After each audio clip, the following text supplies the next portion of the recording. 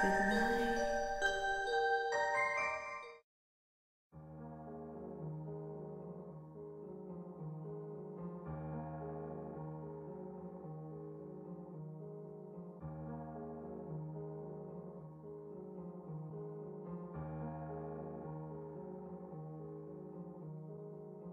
Rita was busy pulling the weeds out of her flower garden when she first heard the cries for help coming from the woods behind the house. At first she thought it was just a call of some strange bird. Her hearing wasn't quite what it used to be after 57 years. But eventually she realized it was the sound of someone in trouble who needed help. Normally she would have gone inside and made her husband Stanley go investigate, but considering the fact that it sounded like the cries were coming from a little girl, she threw caution to the wind and headed into the woods herself. The plea sounded urgent, and she didn't want to waste time going inside to get Stanley if some little girl's life could be on the line. She knew that he was napping on the couch, and since it was so hard to wake him, she figured the poor little girl would probably be dead by the time he got there. She walked into the woods and headed towards the direction that the cries for help were coming from. Even though she and Stanley had lived near the woods for several decades, she still didn't know them very well, and so she started to worry that she would end up lost. The fact that she had a horrible sense of direction didn't help either. More than once, as she trekked deeper and deeper into the woods, she considered turning around and heading back to the house, taking her chances with waking up Stanley. But every time she heard the sheer terror in another of the girl's cries, she forced herself to keep moving forward. She walked for several more minutes and felt a little better about things once she noticed that the girl's pleas were getting louder, which meant she was moving in the right direction. She only hoped that she would be able to find the way out of the woods later. Having to spend the night lost in the dark, creepy woods didn't sound like much fun to her. After making her way through a thick patch of trees, she came across a sight that elicited a loud gasp.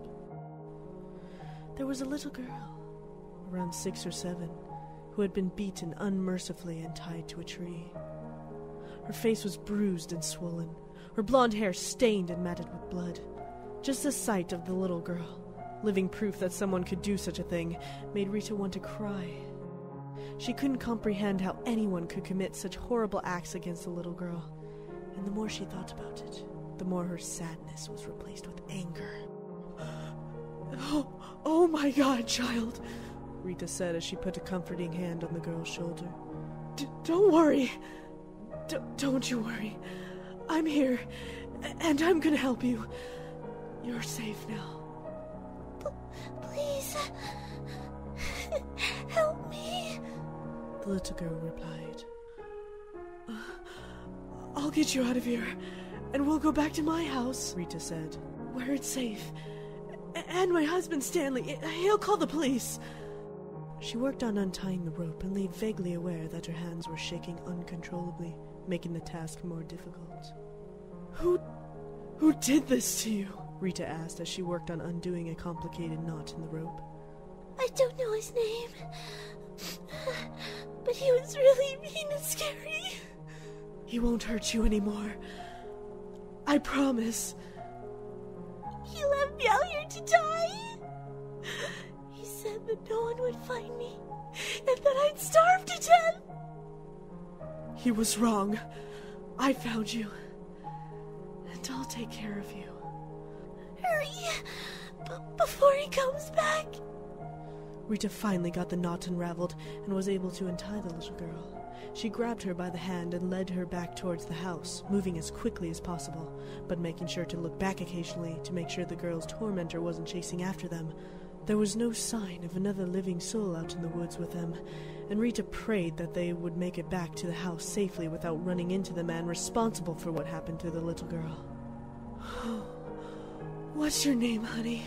Rita asked, more for herself than anything else, as the dead silence of the woods was making her a little uneasy and antsy.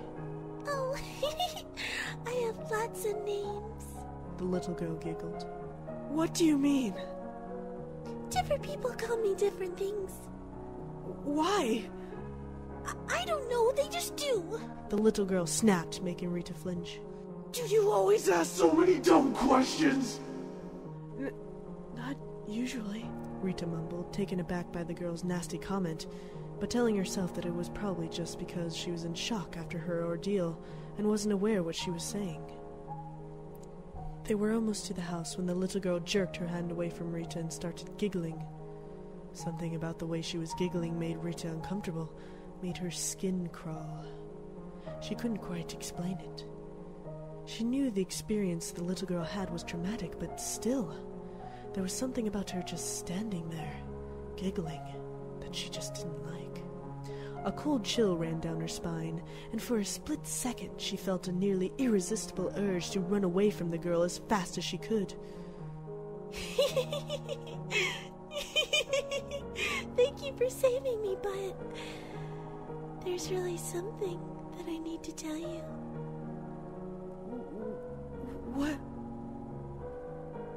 What do you need to tell me? I was tied to that tree for a reason.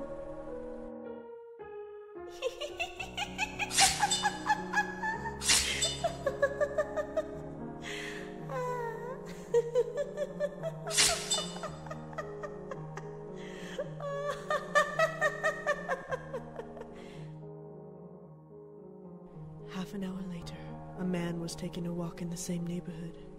He had woken late from a nap, expecting to find his wife preparing dinner, but instead found the house empty. A cursory inspection of his yard revealed that she was not in their garden either, or on their property at all. Figuring she had gone out for a stroll, he slipped on his jacket and took off, expecting to catch up with her before long. The man was just turning a corner at the end of the block, near the entrance to the forest that surrounded their neighborhood, when he first heard the cries for help coming from the woods. At first he mistook it for some sort of bird, but then he realized it was the sound of someone in distress. Normally he would have gone inside and asked his wife to phone the police before going out to investigate such a disturbance. But as she was nowhere to be found and the cries sounded urgent, he chose to head into the woods, alone. He walked into the woods and headed towards the direction that the cries for help were coming from. A few hundred yards in, he came across the source of the cries. A little girl, tied to a tree, soaked in blood from head to toe. As he approached, the little girl lifted her head weakly, asking, Who are you? Stanley, the man said. My name's Stanley, and don't you worry, little girl. You're safe now. Hold still while I get you down from there. Stanley wasn't exactly sure, but he thought he saw the girl's lip part into something like a grin. Her teeth showed when she smiled, though they were obscured by the blood in her mouth. She smiled widely as he undid the knots in the rope.